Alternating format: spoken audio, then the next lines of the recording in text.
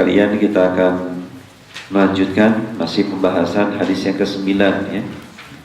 Al-akhdhu bil yasir wa tarkut ta'sir. Jadi mengambil yang mudah, meninggalkan yang susah. Itu judul besarnya ya.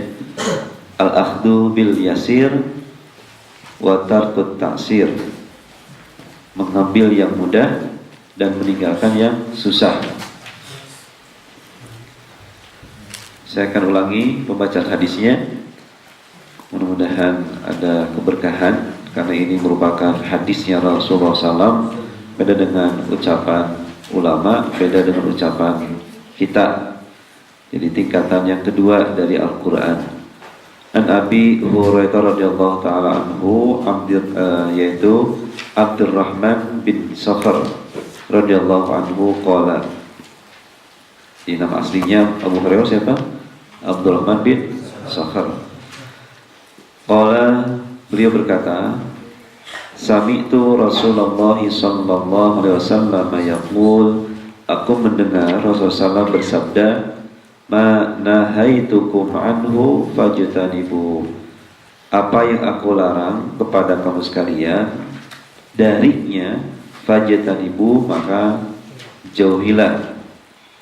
Lihat redaksi dan artinya, jangan sampai salah. Ma nahaitukum, ma apa-apa, nahaitukum, apa yang aku larang kepada kamu sekalian, anhu, dari ma, fajtanibu, maka jauhilah. Tidak ada di sini redaksi ataupun artinya apa yang aku tinggalkan maka tinggalkanlah. Ini yang sering salah ya. Maka suka ada yang mengatakan bid'ah. Lihat redaksinya, lihat artinya, apa yang aku larang kepada kamu sekalian darinya maka tinggalkan. Bukan apa yang aku tinggalkan maka tinggalkan. Jadi kalau Rasul tidak mencontohkan maka tinggalkan. Artinya tidak ada di situ apa yang Rasul tinggalkan ya. Tapi apa yang aku larang kepada sekalian baru tinggalkan, baru jauhi. Bukan yang Rasul tidak lakukan jauhi, tidak ada ya.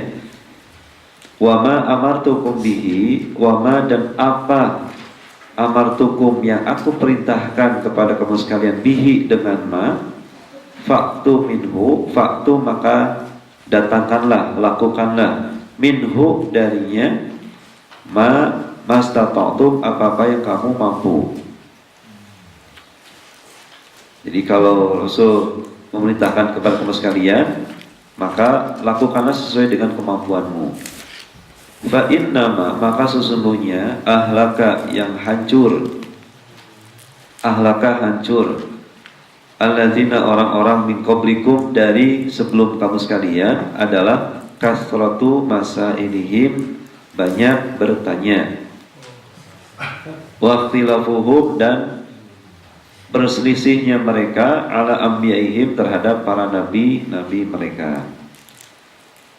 Rawahul Bukhari, hadis ini diriwayatkan Imam Bukhari wa Muslim, dan Imam Muslim. Dah ya. Saya ulangi artinya, apa yang aku larang maka jauhilah, dan apa yang aku datangkan, apa yang aku perintahkan maka lakukanlah sesuai dengan kemampuan kamu sekalian. Maka sesungguhnya orang yang hancur, yang rusak sebelum kamu sekalian itu adalah banyak bertanya dan berselisih ataupun tidak mematuhi terhadap para nabi mereka. Ada nggak hadis di situ redaksinya? Apa yang aku tidak lakukan maka tinggalkan, nggak ada ya. Tapi apa yang aku larang, kalau udah dilarang baru tinggalkan. Kalau Rasul tidak melakukan bukan berarti dilarang, begitu. Nah, kemarin sudah dibahas bahwasanya mana itu manu fajitan ibu, tentang larangan itu ada dua, nahyut tahrim dan nahyu karohah ya, atau disebut dengan makruh. Jadi ada nahyut tahrim, larangan haram mutlak itu, dan ada larangan yang sifatnya karohah, makruh. Seperti nahyu tahrim apa? Minum arak ya, berzina itu nahyu tahrim. Sama sekali tidak ada karohah, tidak ada makruh, semuanya hatman, yaitu wajib ditinggalkan. Itu nahyu tahrim. Kalau nahyu karohah, makruh. Contohnya apa? Datang ke masjid bau, ada nahyu karohah ya. Kemudian makan bebauan, datang ke masjid, itu nahyu karohah. Habis makan jengkol misalkan ya, nggak sikat gigi dulu, datang ke masjid, salat berjamaah, nah itu nahyul karoha, makruh. Apalagi yang nahyu karoha? Contoh-contoh kemarin.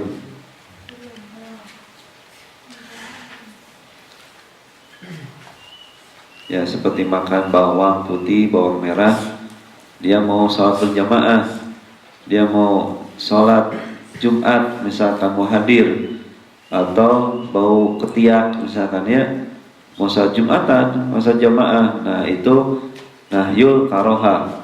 Nah, santri bau masuk ke masjid ya, semprot dulu kan, disimpan di tangga, semprot ke masjid ya, baru masuk masjid.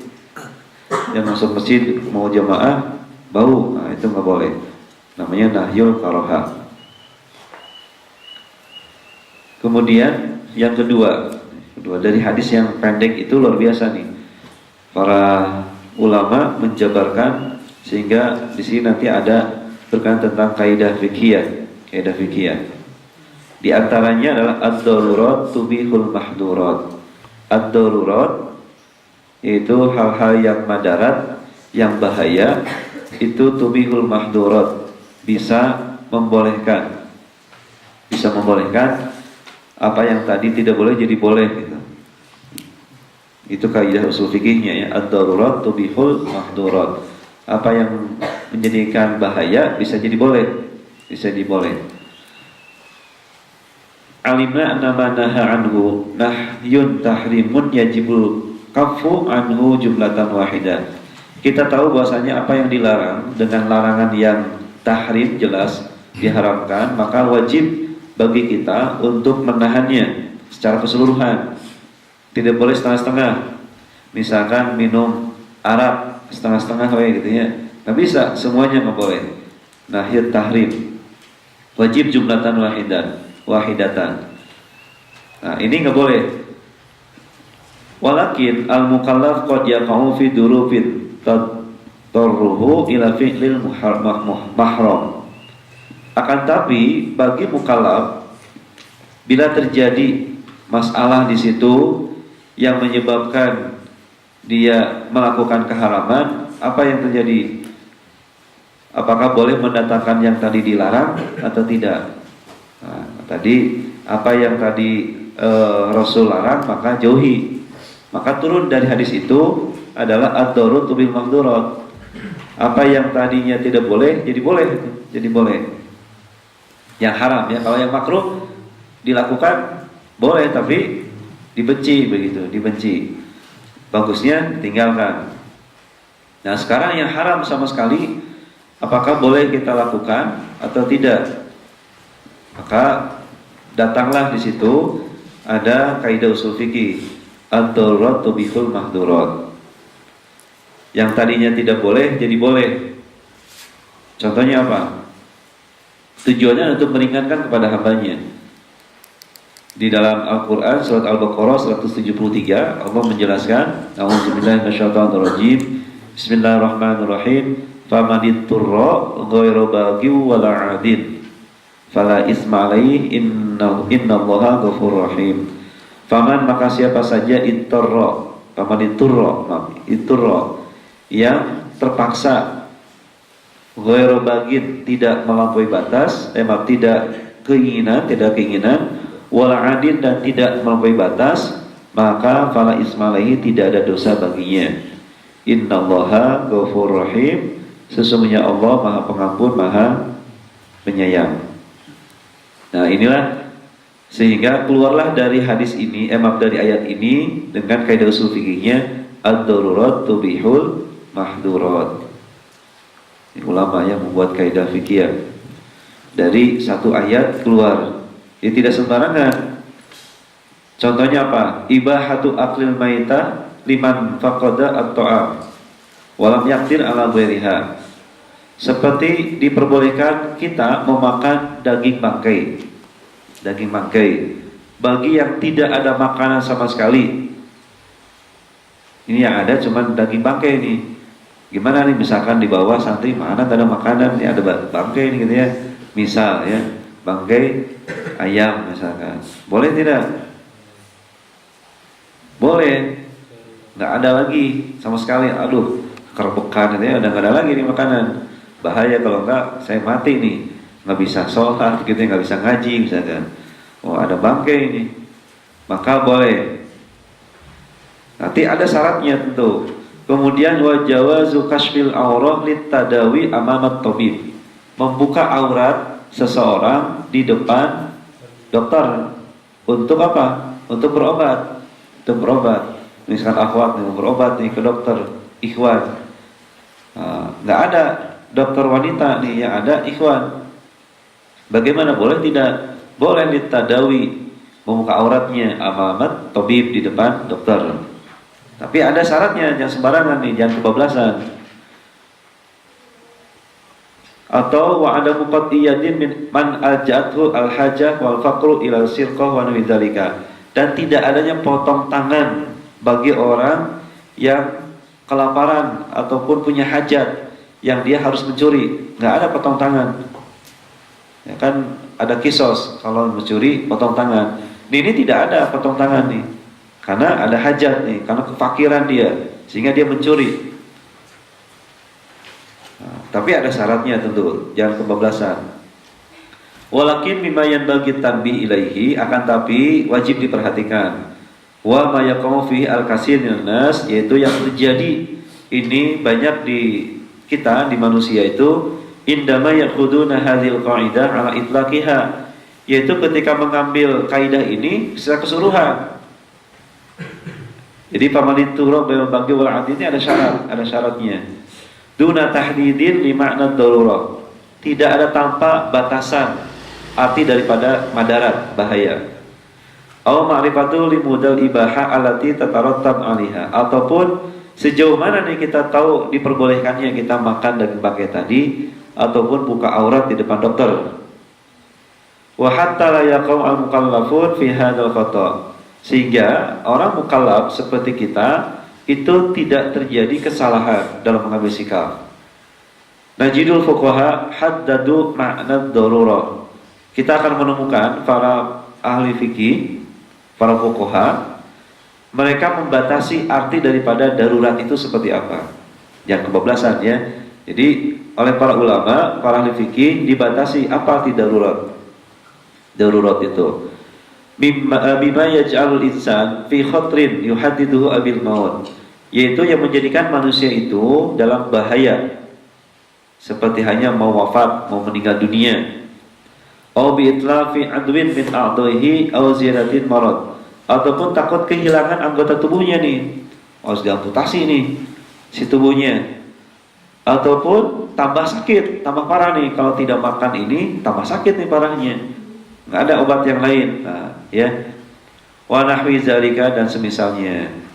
Jadi ada batasannya darurat itu seperti apa, jangan sampai kebablasan. Para ulama membuat batasan hukum, seperti hanya apakah dia akan mati, tidak, ataukah anggota tubuhnya akan hilang atau tidak, atau misalkan sakitnya tambah parah nih, ini ada obat nih, obatnya apa? Kencing nih, wah kencing siapa nih? Enak kayaknya ya, bukan karena enak, tapi ini karena daruratnya dibatasin.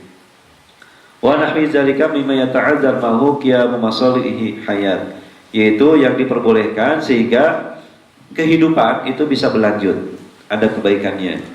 Aw yaj'aluha fi masyaqqatin nu'sin wa la yuhtamal, ataupun menjadikan yang tadi susah itu, yang tadi masyaqqah yang berat itu bisa ditanggulangi. Wa fil waqti nafsihi haddadu mudal ibahah bima yandafi bil khatar.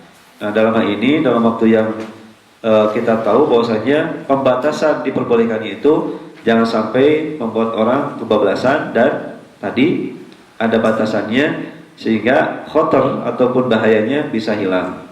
Wa yazulu bihi ittiror, dan hilanglah kemadaratan. Fawadu hadil qaidah, maka para ulama, para ahli fikih meletakkan kaidah ad-darurat tuqaddar biqadriha. Ya, jadi dari ayat yang tadi, dari hadis yang tadi, maka oleh para ulama dibuatkan tuh kaidah-kaidah fikihnya. Kaidah pertama adalah apa? Ad-darurat tubihul mahdurat. Itu umum. Ad-darurat tubihul mahdurat. Jadi yang tadinya boleh jadi boleh. Tapi ada urutannya. Urutan daripada kaidah itu diteruskan, yaitu apa? Ad-darurat tuqaddar biqadriha.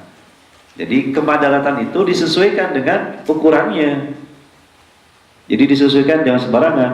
Ad-darurat tuqaddar biqadriha, yaitu kemadaratan tadi, kebahayaan tadi, maka tuqaddar diukur biqadriha dengan ukurannya, tidak sembarangan. Akhdan min qaulihi ta'ala, yaitu mengambil dari firman Allah SWT, ghairu baghiw wala adin, tidak melampaui, tidak ada keinginan dan tidak melampaui batas. Ayat ghairu qasidin lil mukhalafah wal maksiyah, artinya apa? Yaitu tidak ada keinginan untuk mukhalafah, artinya berbeda, ataupun dari kata khalafa membelakang, artinya mukhalafah itu apa ya? Menentang dari apa yang Allah tetapkan. Kemudian wal maksiyah, dan tidak ada kemaksiatan. Pokoknya saya makan daging babi ini bukan berarti menentang perintah Allah, bukan karena maksiat, tapi ada ukurannya, ada ukurannya. Wa ghair muta'addi hududin, dan juga tidak melampaui batas. Ma yadfa'u anhu al-diror, yang bisa menghilangkan kemadaratan.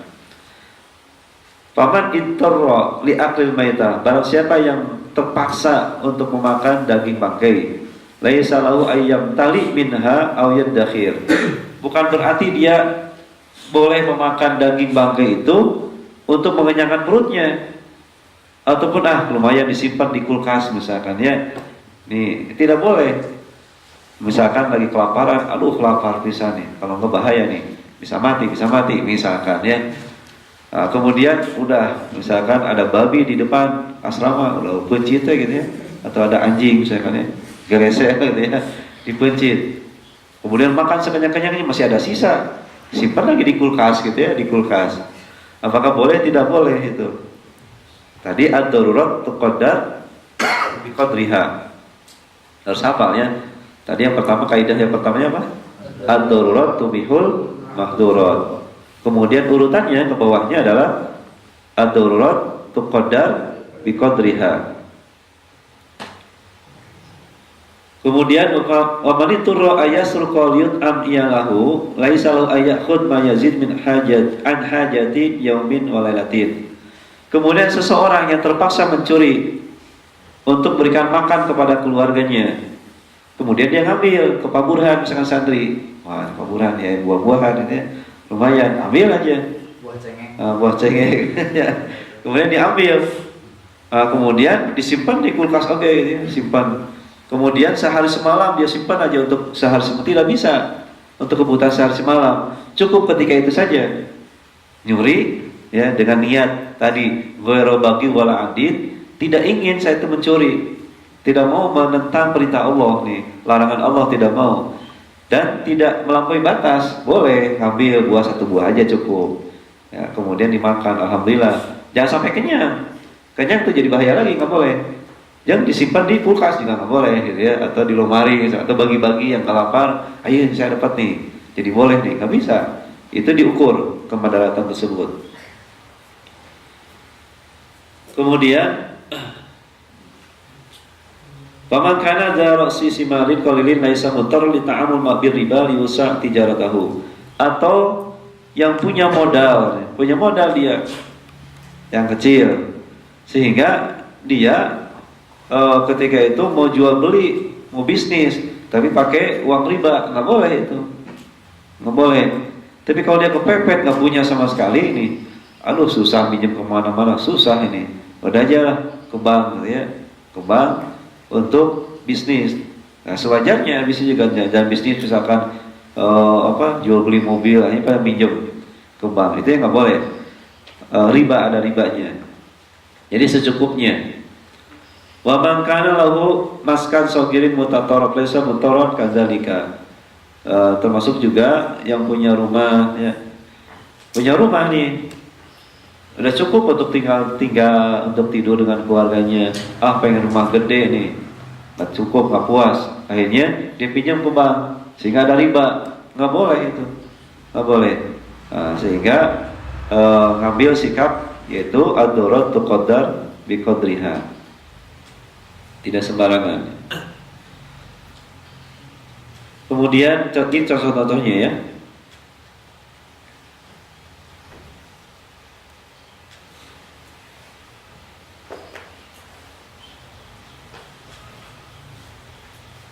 Atau misalkan laki-laki perempuan bercampur kerja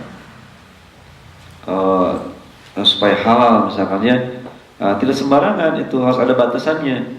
Sehingga terus bercampur, pergi kemana ya, dinas laki perempuan, supirnya yang laki-laki, kemudian perempuan, itu bahaya, itu nggak boleh. Karena dinas katanya dari atasan, nggak boleh itu, tinggalkan yang begitu. Jangan sampai, kan ini terjadi itu di perkantoran gitu, dinas kemana. Atau yang sering terjadi itu adalah memanipulasi data, tidak ada. Misalkan rapat 3 hari atau seminar, tulis 3 hari padahal cuma sehari semalam, itu jelas itu haram itu. Yang 2 harinya memakan harta yang haram. Dan ini terjadi di kantoran tuh ya, yang gitu tuh. Ini tidak ada darurat di situ. Kemudian dari urutan tadi yang pertama adalah ad-darurat tubihul mahdurat, kemudian ad-darurat tuqaddar biqadriha, maka ada kaidah yang selanjutnya mengamalkan yang tadi, maka darul mafasid muqaddam ala jalbil masalih. Meninggalkan yang rusak, darul mafasid tadi kan boleh tuh makan daging ya. Kemudian boleh mencuri tadi karena lapar sebenarnya bahaya mati. Kemudian tadi ke dokter juga boleh, ke dokter ahwat. Tapi kalau ada dokter ahwat harus ke ahwat tuh. Nggak boleh ke laki-laki misalkan yang suka ada tuh pasang KB atau spiral atau apa, itu ke dokter laki-laki, itu haram, jelas haram. Kan ada dokter perempuan. Kalau dulu susah ditemukan dokter perempuan. Dokter kandungan dan sebagainya ya. Nah ini bahaya, karena saya pernah konsultasi dan ada yang konsultasi dokter.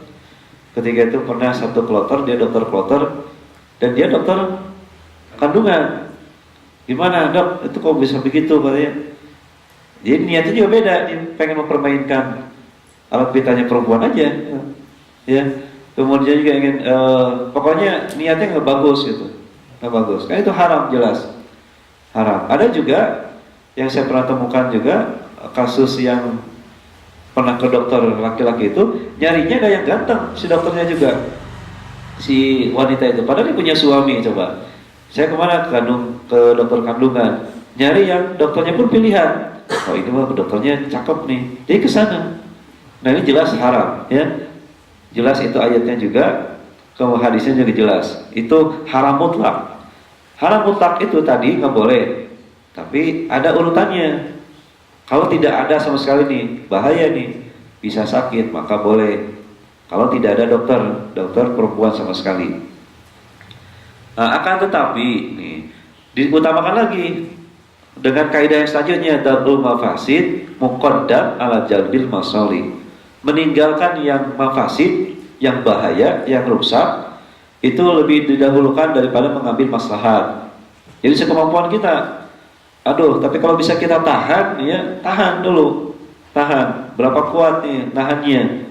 Itu lebih baik itu, menahan. Jadi darul mafasid, meninggalkan yang bahaya, yang rusak, itu lebih diutamakan daripada ngambil maslahat. Misalkan ini bahaya nih, kan suka ada yang rasuah, yang nyuap itu ya. Lihat dulu kasusnya, jangan sampai nyuap. Kalau bikin KTP nyuap, KTP buat apa gitu ya? Tapi kalau udah kepepet gitu ya, dia berangkat ibadah haji, susah nih RT nih, RT susah gitu ya. Gimana? Padahal sudah ditentukan kamu harus berangkat. Nah itu bagaimana? Nah itu baru. Tapi berbagi wal adil. Tapi kalau dia masih ada mampu dengan cara yang lain, maka itu tadi darul mafasid muqaddam ala jalbil masalih. Cari ke tempat yang lain. Nah, ataupun laporan, begitu laporan. Atau kasus yang kemarin saya terjadi ya di perbatasan Saudi. Saya nggak boleh masuk kemarin tuh, nggak boleh masuk. Padahal visanya resmi gitu, resmi. Saya nggak boleh masuk untuk ke Mekah, tapi nggak boleh masuk. Akhirnya dipulangkan, balik lagi. Kemudian ada yang ketuk, mau saya bantu nggak masuk ke sana katanya ke Mekah. Ya mau, berani berapa? Nah, berani berapanya itu, berani berapa? Kan itu ada Rasulullah di situ pasti, ada suap, menyuap, ada jasa di situ. Nah, lebih utama mana? Apakah saya pulang ke Indonesia atau jamaah saya tinggalkan di situ? Kan lebih bahaya. Sehingga hajiannya nggak tahu caranya, cara melempar, cara tawaf, cara dan sebagainya. Ya akhirnya bayar secukupnya dan nego dulu, tidak langsung misalkan berapa 5 juta langsung bayar, nggak bisa, nego sampai sekecil mungkin. Tadi gue bagi wal adil, tidak ada saya ingin untuk demikian, untuk rasuah, dan tidak boleh batas, ya nego dulu. Nah, maka kaidah yang selanjutnya darul mafasid muqaddam ala jalbil masalih. Sekemampuan kita. Kalau nggak ada cara yang lain, boleh. Tapi kalau ada cara yang lain bisa kemana? Nah itu baru kita tinggalkan yang demikian. Nah ini pentingnya kaidah fikih itu begitu. Kasus-kasus di masyarakat itu banyak yang terjadi. Nah, kalau sudah tahu kaidah fikih ya, kita bisa menyimpulkan nih. Oh ini tetap nih urutannya. Nah, maka belajar jam berapa kaidah fikih? Hari Senin pada Zuhur jam 9 ya, setengah 10 itu kaidah fikih kita belajar cara-cara untuk menemukan suatu kasus hukum, urutannya ada. Baru satu hadis ya, satu kaidah innama amalu binniyat, itu urutannya banyak. Innama binniyat itu tidak sembarangan. Makanya tidak boleh memahami hadis itu secara harfiah, secara kontekstual, secara tekstual. Ada urutannya, tidak sembarangan. Kan orang yang mengeluarkan hadis jeboti dalilnya katanya. Dalil apa? Harus jelas dalilnya. Itu ada urutan dalil itu ke bawahnya itu. Seperti tadi ya, dalil yang kita sebutkan. Apa? Wa ma nahitum anhu fajtanibu, apa yang aku larang tinggalkan. Bukan apa yang aku tidak lakukan kata Rasulullah, maka tinggalkan. Jadi kalau Rasul tidak mencontohkan, tidak lakukan, tinggalkan, enggak ada tuh dalilnya tuh. Tapi apa yang aku larang baru tinggalkan. Jadi darul mafasid muqaddam ala jalbil masalih.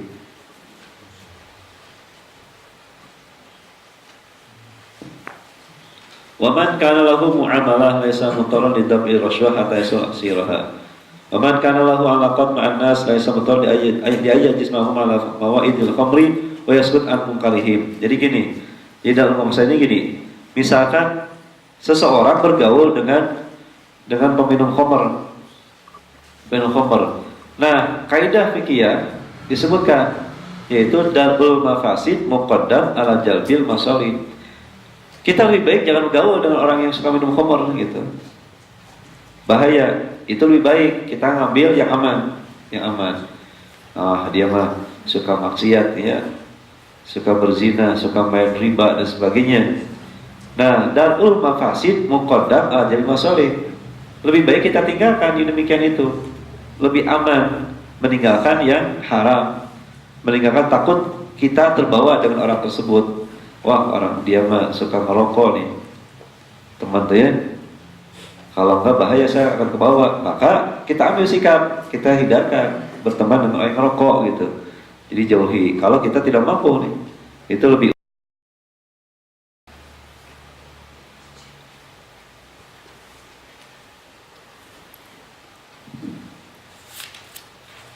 Baik, kemudian yang selanjutnya ya. Udah masuk? Yang ketiga, ini banyak ya hadis ini, mungkin sebulan aja, 4 kali pertemuannya. Pendek hadisnya ya, pendek hadisnya. Yang ketiga, iltizamul amri. Itu baru yang pertama itu dari satu potongan hadis. Mana hitung anhu fajtanibu. Sekarang potongan hadis yang selanjutnya. Wa ma amartukum minhu wa ma amartukum bihi fa'tu minhu mastata'tu. Nah, dari hadis ini maka urutan lagi itu ada. Nanti ada lagi al-masyaqqah tajibut taisir dari situ. Yang pertama ada iltizamul amri, yaitu diharuskan untuk kita berpegang teguh untuk melakukannya. Iltizamul amri, jadi diperintahkan untuk melakukan. Aqsamul amri wa iltizamul ma'murat, pembagian perintah dan juga diharuskan untuk menjalankan perintah-perintah. Laqad warada al-amru fi kitabillahi ta'ala wa sunnati Nabi SAW lima'anin iddatin. Jadi perintah ini baik dalam Al-Quran ataupun dalam hadisnya Rasulullah itu banyak arti. Perintahnya Rasulullah, perintahnya Allah Subhanahu Wa Taala dalam Al-Quran dan dalam hadis itu banyak mengandung arti, hati-hati. Waqad ittafaqa man yu'tadu bihim minal ulama ala annal asla fil amri wa talab. Dan telah sepakat bahwasanya para ulama itu menjadikan perintah itu adalah tolak, itu untuk dijalankan. Wa annahu yatanawal ahadun ma'nain, dan ini mengandung dua arti asasiyah ini yang pokok. Yang pertama adalah al-ijab, yang kedua an-nadbu. Yang pertama adalah wajib, yang kedua adalah sunnah. Di dalam perintah itu ada dua, ada yang wajib, ada yang sunnah. Dalam perintah larangan itu ada dua, yaitu yang haram dan yang makruh tuh. Ini yang suka salah nih, sehingga perbedaan pendapat dengan ulama dan ada yang tuh. Contohnya apa? Memotong kumis katanya, kemudian membiarkan jenggot. Wah itu wajib pakai jenggot katanya. Bukan. Ini perintah ini, larangan ini ada dua begitu. Itu dalam satu hadis aja ya. Satu hadis saja suka berantem. Diperintahkan untuk memotong kumis dan membiarkan jenggot kan ya. Tapi ulama itu pokoknya to'ai kumisan haram. To'ai jenggot harus pakai jenggot. Kalau ada jenggot haram. Gitu. Nah itu yang jadi bahaya. Padahal dalam perintah itu ada dua, perintah yang wajib dan yang sunnah. Itulah yang ada dalam hadisnya Rasulullah, wa ma amartukum bihi, apa yang aku perintahkan. Itu menunjukkan ada perintah yang wajib dan yang sunnah. Wa ilaika bayanu zalika, inilah penjelasan buat kita semuanya. Yang pertama amrul ijab. Pertama adalah perintah yang wajib, amrul ijab. Amarallah ta'ala ala lisani nabiyhi sallallahu alaihi wasallam al-muslimin. Allah memerintahkan kepada lisannya Nabi Muhammad SAW kepada orang-orang Islam, kita semua, ayyaqumu bitasarrufat, untuk menjalankan semuanya. Wa qamat al-adillah ala anna amrahu bizalika lil ijab, dan juga ada dalil yang menunjukkan itu perintah wajib. Ayyajibu ala mukallaf fi la ma talaba minhu bihadzal amri, yaitu bagi mukallaf, bagi kita wajib untuk menjalankan apa yang diperintahkan. Wa in tarakahu uqiba ala tarkihi, kalau meninggalkan maka disiksa. Uqiba kama annahu in fa'alahu usiba ala fi'lihi, sebagaimana kalau kita menjalankan dapat pahala begitu. Kalau kita meninggalkan dapat siksa, tapi kalau kita menjalankan dapat pahala. Wa tasarruf al-matlub bi misli hadzal amri yusamma wajiban. Tasarruf menjalankan perintah ini maka dinamakan dengan wajib. Wajib ya. Wa min amsilati zalika, contoh-contohnya yaitu al-amru bis shalah wa zakat, perintah salat, perintah zakat. Perintah salat itu bukan sunnah, wajib. Aqimus shalah wa atuz zakat. Ini perintah apa, harus paham. Perintah wajib ataukah sunnah? Oh, ini perintah wajib. Siapa yang tahu? Ya, ulama ahli fikih gitu. Ini salat, ini zuhur wajib, salat qobliyah wajib atau sunnah? Sunnah. Nah, kayak gitu. Kayak kemarin terjadi ya, ketika kurban. Ketika kurban, kalau sudah masuk tanggal 1 Zulhijjah, maka diharamkan. Wah, diharamkan bahaya bahasanya. untuk memotong kuku, memotong rambut, itu kan suka keluar broadcast begitu tuh. Jadi pada sieun jamaah teh pada takut, waduh, nggak boleh motong kuku, nggak boleh ngumur kumis dan sebagainya, sampai menyembelih kan repot 10 hari yang 1 Zulhijjah. Itu bukan perintahnya perintah wajib, tapi perintah sunnah begitu. Tapi di broadcast itu wajib. Oh, bahaya. Hanya satu kata aja udah bahaya itu, membingungkan masyarakat. Wamin amsal yaitu perintah salat, zakat, haji, puasa, wal amru bil ma'ruf wa nahyil munkar. Itu memerintahkan kepada yang baik dan mencegah dari kemungkaran. Wal amru bil wafa bil uqud, yaitu untuk menjalankan akad-akad. Wal syahadah, menjalankan persaksian dan yang lainnya ya. Kemudian perintah untuk menjalankan keadilan dalam hukum. Kemudian wajib untuk menafkahi ala ahli wal aulad, itu kepada keluarga dan anak-anak, bil ma'ruf, dengan cara baik. Itu perintah wajib tuh, kita ngasih menafkah kepada anak istri itu perintah wajib, jangan yang halal lagi, nggak boleh yang haram dan yang lainnya. Mislu hadhil ma'murat yajibu adwa, maka perintah-perintah ini, contoh-contoh ini adalah wajib menjalankannya.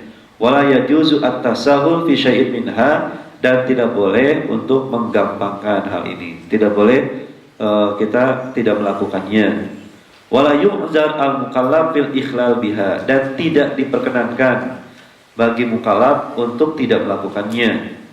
Illa idza fuqidat ba'du syurutiha aw asbabiha, kecuali, nih ada pengecualian lagi, kalau di situ tidak ada atau hilang sebagian syarat-syarat atau yang menyebabkannya.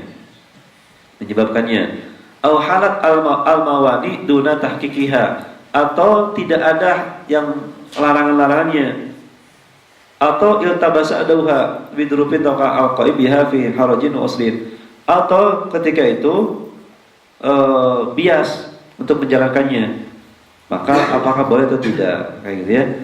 Contohnya apa? Contoh, kita itu diperintahkan untuk sholat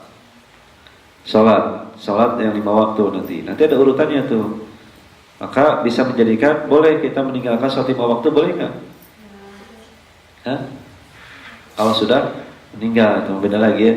Nah, ada urutannya, tidak boleh meninggalkan sholat 5 waktu tetap. Nah sekarang kan syaratnya nggak ada, salah satunya sholat. Contoh, kita salah satu itu adalah harus suci dari hadas dan najis. Pakaian kita najis semua, najis. Waduh, ini ada najisnya, ini habis pipis. Oh, kemana-mana ini najis. Sholat nggak pakai pakaian itu? Sholat nggak? Dua pendapat nanti ulama. Kalau mazhabnya Malikiyah nggak usah sholat. Mazhab Syafi'i tetap sholat sekemampuannya. Dalam tadi nanti ada urutan selanjutnya nanti ada ya. Jadi faktu minum masata untuk melakukan apa yang mampu lakukan sekemampuannya. Caranya bagaimana? Caranya ada yang buka baju, masuk ke kamar yang gelap, sholat. Jangan diterangin si lampunya itu. Sholat aja di kamar yang gelap dan keadaan telanjang. Tapi kalau ada yang sapu tangan misalkan, tutup, kemaluannya aja nanti. Mas tato tuh, jangan semua jadi dibuka, telanjangin gitu ya. Sekemampuannya, tutup yang mampunya, kayak gitu. Waktu mas tato tuh, nanti ada urutan-urutannya ya. Jangan ada yang masuk, kunci kamarnya. Kalau ada yang lain ya berarti ini bisa pinjam nih untuk sholat. Yang lain misalkan temannya di kamar mandi, kan sedang mandi, pinjam bajunya untuk sholat begitu. Ya, nah itu masih boleh, masih bisa itu ya. Ya kamu kamar mandi pinjam, saya mau sholat gitu ya. Sarungnya apanya giliran gitu. Seperti saya pernah baca ulama pendiri Lirboyo, itu bajunya cuma satu, bajunya terbatas kali lagi pesantren itu.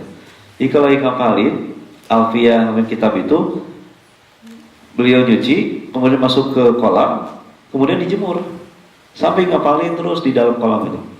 Ngapalin kita, ngapain di dalam kolam kan nggak kelihatan dalam kolam.